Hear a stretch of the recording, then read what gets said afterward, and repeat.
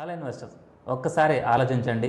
మన పెరట్లో పెరిగిన వేప చెట్టునో లేదా మన పొలంలో పెరిగిన తుమ్మ చెట్టునో అమ్మితే ఎంతో కొంత డబ్బులు ఖచ్చితంగా వస్తాయి కదా.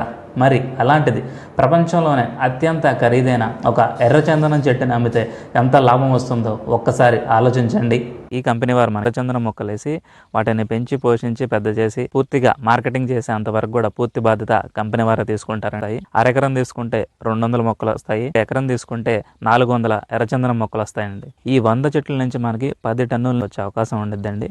అంతర్జాతీయ మార్కెట్లో ఒక టన్ను ధర ఏబిసి గ్రేడ్లు 3 గ్రేడ్లుగా వివరించి ఏ గ్రేడ్ 52 లక్షలు, బి గ్రేడ్ 30 లక్షలు, సి గ్రేడ్ 20 లక్షలుగా ఉంది. సో మన 100 చెట్ల నుంచి మనకి కనీసం మనం ఒక 10 టన్నులుగా తీసుకున్నా, మనం కనీసం సి గ్రేడ్ గా లెక్కించుకున్నా గానీ 20 లక్షలు ఇంటూ 10 టన్నులు 2 కోట్ల వరకు ఆదాయం వచ్చే అవకాశం ఉందండి. సో మనం ఫామ్ ల్యాండ్స్ లో ఇన్వెస్ట్ చేస్తే మనకి మొక్కల పరంగా మనకి ఆదాయం రావడానికి ఎంతో దోహదపడుతుంది.